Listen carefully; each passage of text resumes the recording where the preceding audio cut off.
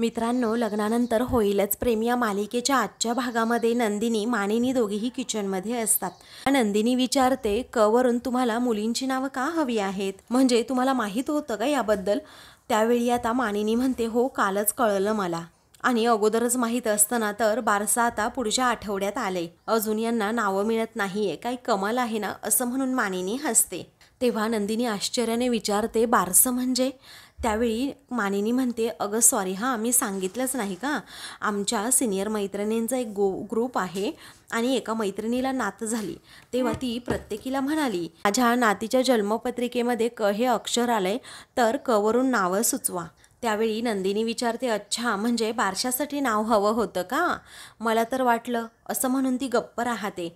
तेव्हा लगेचच मानिनी विचारते, अगं तेच, तुला काय वाटलं ना ते महत्त्वाचं आहे, आणि तेच जरा मला जाणून घ्यायचंय. नंदिनी, अगं जेव्हा रोज तू किचनमध्ये येते तेव्हा तुझा चेहरा असा हसरा असतो, पण आज का बरं एवढा हिरमुसलेला आहे, काही झाले का, ऑल ओके ना? तर दुसरीकडे रम्या आणि पार्थ ऑफिसला चाललेले असतात. तेव्हा लगेचच रम्या म्हणते की, अरे झोप झाली ना तुझी नीट व्यवस्थित? तेव्हा आता तो म्हणतो, हो. त्यावेळी रम्या पुन्हा विचारते, अरे तुझे डोळे बघ ना कसे दिसतायत, मला तर असं वाटतंय पार्थ तुझी झोपच नाही झाली. अरे अरे पार्थ, रात्री काही झालंय का? मग तेव्हा तो नाही म्हणतो. रम्या म्हणते, ठीक आहे बाबा, नको सांगूस, तुला जर वाटलं ना तरच, आणि तेव्हा शेअर कर, ओके? आता निघूयात का? तेव्हा पार्थ म्हणतो, काव्याची वाट बघतोय, त्या आल्या की निघूयात मग. तेव्हा रम्याला जरा रागच येतो. तेव्हा रम्या म्हणते, अरे पार्थ 9:15 झालेत, ऑफिसला जायला उशीर होईल, नक्की येणार आहे ना काव्या? तेव्हा पार्थ म्हणतो, अजून 5 मिनिट आहेत, आल्या की जाऊयात आपण. तेव्हा खरंच थांबायची गरज आहे का, असं रम्या जरा रागातच विचारते. तेवढ्यातच काव्या आता तेथे येते. मग रम्या म्हणते, ओय मॅडम, हॅलो, तुम्ही कुठे चालल्या आहात? आम्ही ना थांबलोय तुझ्यासाठी. तेव्हा काव्या रागातच म्हणते, मी कुणालाही थांबायला सांगितलं नव्हतं, ज्याला जायचं आहे ना त्याने खुशाल जावं, कशाला उगीच वाट बघताय आमची? तेव्हा रम्या मात्र आता या दोघांची भांडणं पाहून गालातच हसते. तर काव्या पुढे म्हणते, वाट बघूच नाही कुणाची, असं म्हणून ती पार्थकडे थोडी रागातच पाहते. तेव्हा पार्थला खूप वाईट वाटतं. त्यानंतर काव्या लगेचच तेथून जाते.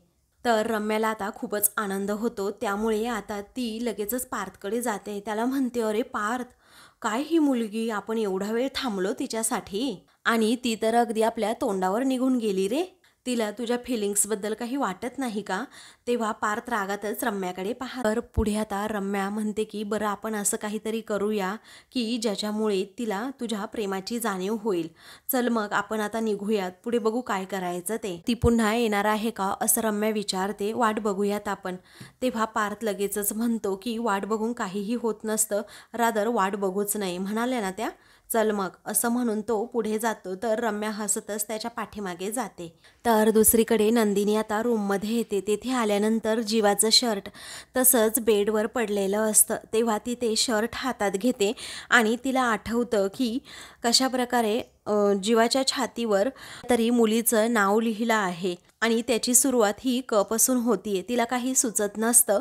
मग ती आरशाजवळ जाते आणि तेथे असणारा त्या दोघांचा फोटो हातात घेते आणि त्या फोटोकडे पाहतच राहते. तेवढ्यातच कल्पना आता तेथे येते आणि म्हणते, वहिनी. मग नंदिनी खूपच जोरात घाबरते आणि विचारते, काय झालं? तेव्हा आता कल्पना म्हणते, मानिनी वहिनींनी सांगितले की बेडशीट आणि पिलो कवर धुवायला घ्या म्हणून, मग आता घेऊ का, असं ती विचारते. तेव्हा नंदिनी म्हणते, हो घ्या की. त्यावेळी कल्पना विचारते, काय हो वहिनी, आज पसारा नाही आवरला का? तेव्हा आवरेन मी नंतर, असं नंदिनी म्हणते. मग हे सगळे कपडे धुवायला नेऊ का, असं कल्पना पुन्हा विचारते. तर आता नंदिनीला लगेचच जीवाच्या सगळ्या गोष्टी आठवू लागतात की कशा प्रकारे त्याने मला एवढा मोठा चेक दिला, त्याचबरोबर तू माझी आता जबाबदारी आहे असंही म्हणाला, आणि त्यानंतर असंही म्हणतोय की त्या मुलीवर माझं अगदी जीवापाड प्रेम होतं, आणि ते सुद्धा अगदी एकतर्फी.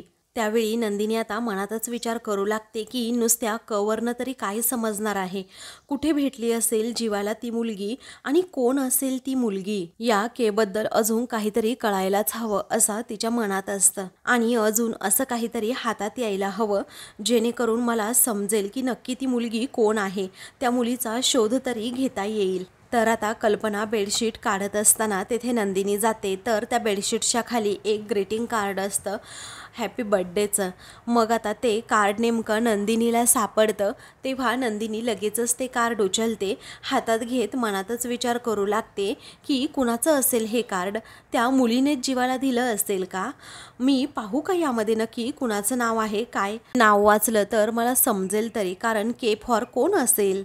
तर आता तिला मानिनीचं बोलणं सुद्धा आठवतं की केवरून अगं नंदिनी काहीतरी नावं तरी शोधून दे, म्हणजे माझ्या मैत्रिणींच्या ग्रुपवर पाठवता येतील.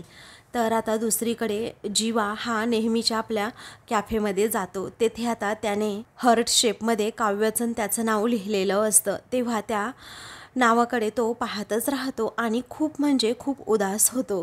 त्याला आता जुन्या आठवणी आठवतात की कशाप्रकारे काव्य आणि मी कॅफेमध्ये कॉफी पिण्यासाठी यायचो, आम्ही दोघेही आमची फेवरेट कपल कॉफीसुद्धा घ्यायचो. तेव्हा आता काव्या म्हणते कॉफी पिऊन घेणार आहे जीवा, तेव्हा तो म्हणतो थांब ना डार्लिंग, अगं जरा सस्पेन्स आहे, मी तुला दाखवतो. त्यावेळी ती म्हणते अरे ही प्रायव्हेट प्रॉपर्टी आहे, इथे काहीसुद्धा करायचं नसतं, कळतं की नाही तुला? तो म्हणतो थांब ना अगं 1 मिनिट. तेव्हा आता तो लगेचच ते हर्ट शेपमध्ये असणारं नाव तिला दाखवतो. मग काव्या खूपच खुश होते, तिला खूप आनंद होतो. मग ती म्हणते जीवा मला ना कधी कधी कळतच नाही तुझ्यावर असं चिडावं की तुझ्या या क्यूट इफर्टचं कौतुक करावं. अरे सुचतं तरी कसं तुला हे जीवा, असं म्हणून काव्या त्याचं खूपच कौतुक करू लागते. त्यावेळी जीवा आता खूपच रोमॅन्टिक होतो आणि तसं बोलू लागतो की जेव्हापासून तू माझ्या आयुष्यात आली आहे ना, तेव्हापासून मला फक्त आणि फक्त रोमॅन्टिकच सुचतं. तेव्हा ती आता विचारते अच्छा, मग आता तो म्हणतो हो, म्हणूनच तर मी इथे असं जे आणि के कोरलं आहे, कारण मला ना अशा आपल्या लव्ह स्टोरीची बेस्ट मेमरीज अशा क्रिएट करायच्या आहेत, त्या अशा नेहमी स्मरणात ठेवायच्या आहेत. त्यावेळी आता काव्या लगेचच म्हणते जीवा आता आपलं ठरलं हां, या टेबलवर फक्त आणि फक्त आपण दोघांनीच बसायचं. तेव्हा जीवा विचारतो काय, पण या अगोदर जर कुणी येऊन बसलं तर ह्या टेबलवर मग काय करायचं बरं? तेव्हा काव्या हसते आणि म्हणते अरे वा, मी त्यांना उठवून ना दुसरीकडे शिफ्ट करेन, पण या टेबलवर फक्त 2च माणसं बसणार, एक जे आणि दुसरा के.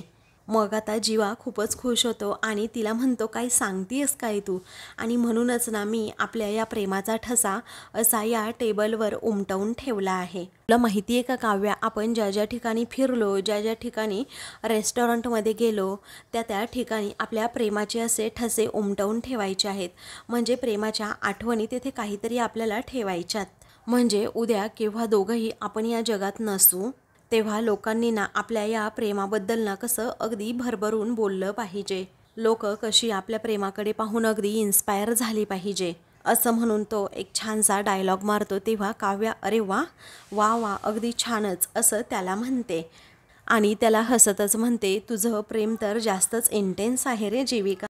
त्यानंतर आता तो म्हणतो एवढंच, अगं माझी इंटेन्स लव्ह स्टोरी अजून तर तू ऐकलीच नाही आणि पाहिलीसुद्धा नाही आहे. आता यापुढे ना आपण आपल्या मुलांना आपली इंटेन्स लव्ह स्टोरी ऐकवायची. तेव्हा काव्या हसते आणि विचारते काय, बस बस हा जीवा, आता बस कर, तू खूप पुढे चालला आहे हा जीवा, आता गप्प बस. मग त्यावेळी आता जीवा म्हणतो प्रेमात पुढेच जायचं असतं ग कविराज, कारण आपल्या प्रेमाची रंगतदार स्टोरी आपण आपल्या मुलांना ऐकवायची म्हणजे ऐकवायचीच. आणि कसं ना आता इथे 2 खुर्च्या आहेत, पण उद्या ना इथे अशा 5 खुर्च्या असतील. तेव्हा काव्या आता धक्क्यानेच विचारते काय 5 खुर्च्या म्हणजे? तेव्हा तो म्हणतो अगं तू, मी आणि आपली 3 छोटी छोटी अशी क्यूट बेबीज तुझ्यासारखे. तेव्हा आता ती म्हणते एकच बाबा. मग आता तो हसतो आणि म्हणतो फक्त एकच? बरं ठीक आहे, तू, मी आणि आपली छोटीशी क्यूट मुलगी, चालेल ना?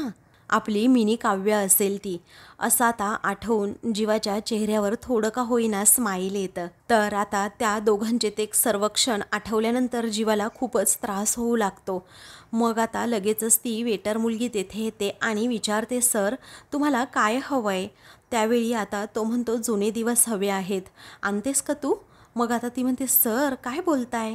तेव्हा तो म्हणतो प्रेमात एवढा वेडेपणा का करावा, एवढ्या पुढच्या पायऱ्या आपण का ओलांडाव्या हेच कळत नाही आहे. आणि मला तर खरं असं वाटतं की प्रेमात एवढा वेडेपणा तर करूच नये की नंतर त्या प्रेमाच्या आठवणीने अगदी आपल्यालाच वेड लागेल.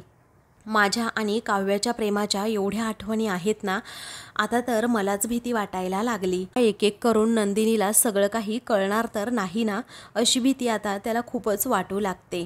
कारण ऑलरेडी ती आमच्या हाताच्या आता मोल्डपर्यंत पोहोचली आहे. तेव्हा आता लगेचच सगळं काही जीवाला आठवू लागतं की कशाप्रकारे नंदिनीने तो हाताचा मोल्ड पाहिला होता आणि त्याबद्दल सारखी सारखी मला विचारत होती. म्हणजे नक्की तुमचं कुणावर प्रेम होतं का, असा तिला डाऊटच आला होता. आणि तेव्हा मी सांगितलं, हो माझं प्रेम होतं एका मुलीवर, ते सुद्धा एकतर्फी. आणि या एकतर्फी प्रेमाबद्दलच आत्तापर्यंत मी बोललो आहे. परंतु तिला समजलं की माझं आणि काव्याचं एकमेकांवर प्रेम होतं, तर तिचा खूप मोठा मी विश्वासघात करेल आणि याचीच सर्वात जास्त भीती मला वाटते, असं जीवाला वाटत असतं. आणि माझ्या टॅटूमधला हा क सुद्धा तिला दिसलाय. पुढे जाऊन हा काव्याचा के आहे तिला समजलं तर आता ती वेटर मुलगी जी असते ना, ती जीवाकडे पाहतच राहते. कारण तिला माहीत असतं काव्या आणि जीवा हे दोघेही एकमेकांवर खूप दिवसापासून प्रेम करतायत आणि नेहमी त्यांची जागा हीच असायची कॉफी पिण्याची. तर जीवा आता खूप टेन्शनमध्ये आलेला असतो. दुसरीकडे नंदिनी आता ग्रीटिंगवर क या अक्षराची मुलगी नक्की कोण आहे हे पाहणार असते. ती आता ते ओपनसुद्धा करायला लागते, पण पुन्हा आता एकदा ते ग्रीटिंग बंद करत म्हणते, नाही जीवा माझा नवरा आहे आणि ते इथे नसताना असं मी त्यांचं ग्रीटिंग काही चोरून वगैरे पाहणं हे इथिकली बरोबर नाही. त्यांनी सांगितलं तर ठीक आहे, नाहीतर मी माझी बघेन त्या मिसकेला कसं शोधायचं. आणि क हे अक्षर कुठे लिहून ठेवलं असेल का अजून जीवाने, अजून कुठे कुठे लिहून ठेवलं असेल याचा ती विचार करते. त्यानंतर ते ग्रीटिंग पुन्हा एकदा ती गादीखाली आता ठेवूनच देते. दुसरीकडे जीवा आता खूपच इमोशनल होतो आणि म्हणतो, नंदिनी आमचं लग्न टिकवण्याचा अगदी प्रयत्न करतीये, भरपूर प्रयत्न करतीये अगदी मनापासून. आणि दुसरीकडे काव्य आहे, ती पार डिवोर्स लॉयरपर्यंत जाऊनसुद्धा पोहोचली आहे. आणि हे कुठपर्यंत जाऊन पोहोचणार आहे ना काय माहीत. जर प्रेमाचा शेवटच असा गोड होणार नसेल तर प्रेमाची सुरुवातच का होते यार, असा जीवालाच प्रश्न पडतो. तेव्हा ती मुलगी म्हणते, सर मग आता जीवा आय एम सो सॉरी, मी माझ्या विचारांमध्ये होतो असं सांगतो. त्यानंतर आता जीवा त्याच आठवणींमध्ये असताना मग आता तेथे एक कपल येतं. मग ती आता मुलगी म्हणते, सर ऐका ना, तुम्ही तिथे सिंगल चेअरवर बसताय का जरा, कारण आम्ही दोघे आहोत ना म्हटल्यानंतर आम्हाला इथे बसायचे. तुम्ही सिंगल आहात ना म्हटल्यानंतर बसा की तुम्ही तिथे. मग जीवा आता एका क्षणी शांतच होतो.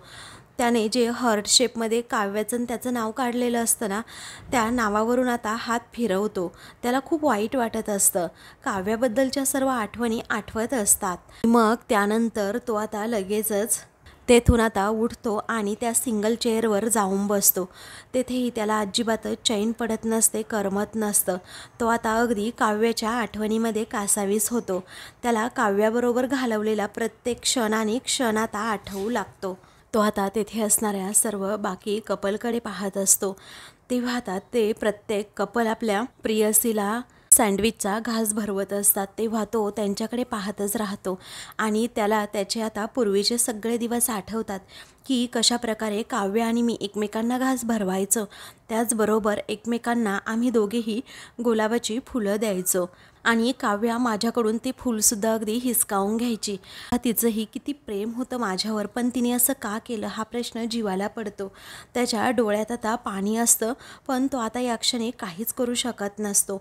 आणि म्हणूनच त्या सगळ्या कपलकडे पाहत आणि स्वतःला त्या जागी ठेवत, काव्याला त्या जागी ठेवत, त्या सगळ्या आठवणी अशा सोबत घेऊनच जीवा हा अडवेला चेहरा करून तेथून जायला निघतो. दुसरीकडे काव्यसुद्धा क्लासपर्यंत आलेली असते आणि तिला सुद्धा आता जीवाच्या सगळ्या आठवणी आठवू लागतात की कशा प्रकारे मी जेव्हा जीवाची काळजी करते तेव्हा जीवा माझ्याबरोबर कसा वागतो. मी त्याच्यासाठी मलम घेऊन गेले तर जखमा देणाऱ्यांनी मलमसुद्धा घेऊन येऊ नये किंवा लावूसुद्धा नाही असं म्हणाला. जेव्हा कधी माझी एक्झाम असेल तेव्हा तो लगेचच मला गुलाबाचं फूल घेऊन यायचा, ऑल द बेस्ट म्हणायचा. आणि आता असं काहीच राहिलेलं नाही आहे हे काव्याला आता समजतं. आम्ही तासनतास कशा प्रकारे गप्पा मारायचो हे सगळं काही तिला आठवतं. त्याबरोबर जेव्हा तो छातीवर माझ्या नावाचं टॅटू काढत होता तेव्हा तो टॅटू काढत असताना त्याला खूप त्रास होत होतं आणि मग मी त्याचा हातामध्ये अगदी घट्ट पकडला तेव्हा त्याला कुठे जरा बरं वाटलं. माझ्याशिवाय त्याचं अस्तित्व नव्हतं, जगसुद्धा नव्हतं, परंतु तो त्याच्या संसारामध्ये अगदी रमूनच गेलाय हे काव्याला आता आठवतं. त्यानंतर त्या दोघांनी एकमेकांना दिलेली जी गिफ्ट्स असतात आठवणी तिच्या डोळ्यासमोरून जातात आणि त्यानंतर त्यांच्या प्रेमाची जी फर्स्ट ॲनिव्हर्सरी होती त्या ॲनिव्हर्सरीच्या दिवशी त्याने मला जे 365 गिफ्ट दिले होते ते सगळं काही तिला आठवू लागतं. तर दुसरीकडे पार्थ हा ऑफिसमध्ये येतो पण त्यालाही चैन पडतच नसते कारण त्याच्या मनात सारखे सारखे काव्याचे विचार येत असतात.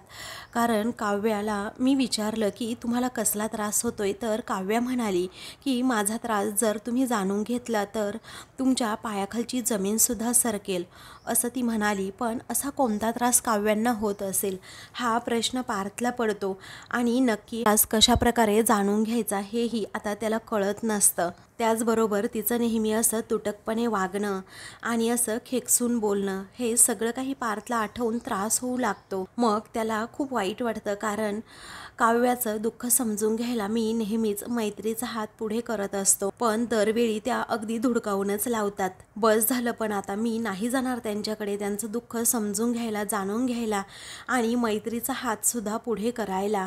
कारण आई म्हणत असते ना की तिचा नवरा होऊ नकोस, तिचा मित्र हो तू, परंतु त्यांना माझ्याबरोबर मैत्रीच करायची नाही आहे तर मी काय करू. पण आता बस झालं, मी त्यांचं पुढे पुढे करणार नाही, त्यांचे प्रॉब्लेमसुद्धा समजून घेणार नाही.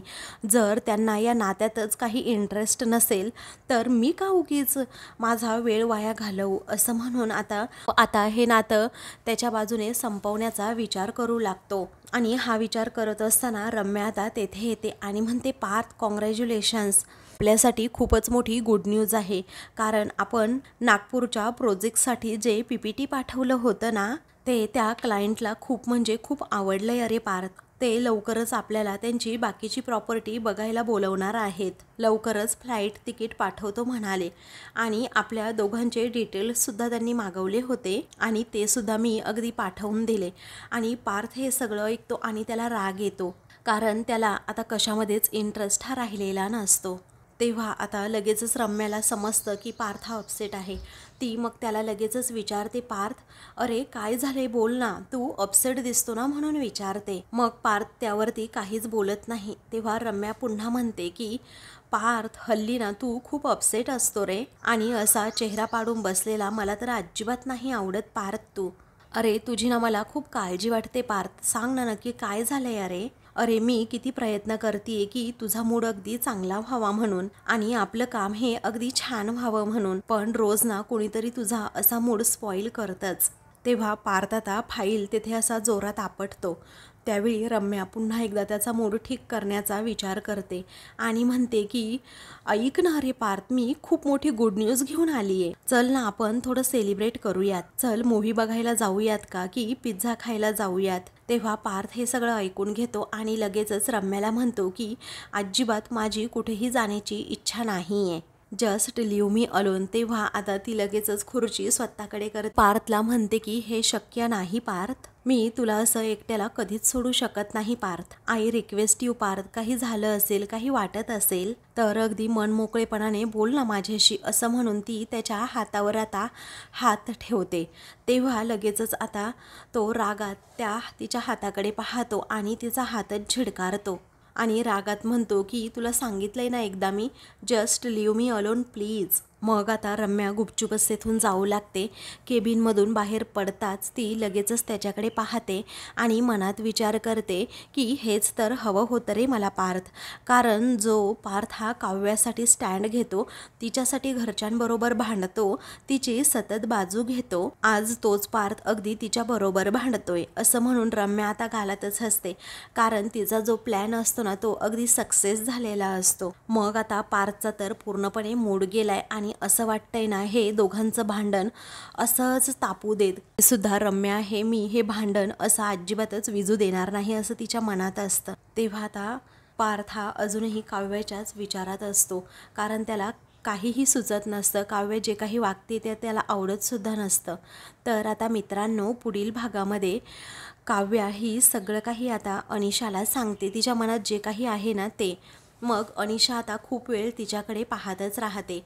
तेव्हा तू का माझ्याकडे अशी बघतीयेस असं आता लगेचच काव्या विचारते. मग आता अनिशा हसते आणि म्हणते, तुला एक सांगू का, आज सगळ्या बोलण्यामध्ये ना जीवा कुठेच नव्हता. अगं आज तू जे काही बोलली ना त्या सगळ्या बोलण्यामध्ये ना फक्त आणि फक्त पार्थ होता, पार्थ. तेव्हा काव्यालाच समजत नाही मी हे काय बोलून गेले. तर आता दुसरीकडे जीवाची जी सगळे काही शर्ट असतात ती व्यवस्थित धुवून इस्त्री करून घरी आलेली असतात. तेव्हा मिथून हा नंदिनीकडे देतो. तर आता एका शर्टवर काव्याचं नाव असतं, म्हणजे के हे अक्षर असतं. तेव्हा ते पाहून तर नंदिनीला शॉक बसतो आणि ती ते आता शर्टच खाली टाकते. तेव्हा काय झालं, शॉक बसला की काय असं मिथून विचारतो. तर आता दुसरीकडे काव्या ही रिक्षाला थांबवते. तेव्हा आता अनिशा विचारते, काय ग, आता रिक्षा थांबली तर तू का बसत नाही. मग आता त्यामध्ये पार्थ असतो. पार्थ म्हणतो, हो बसा. तेव्हा आता लगेचच काव्या म्हणते, या जन्मात सुद्धा मी या रिक्षात बसणार नाही अनिशा. तेव्हा अनिशालाच आता धक्का बसतो. अशाच मालिकेंचे पुढील भाग पाहण्यासाठी चॅनलला सबस्क्राईब करा.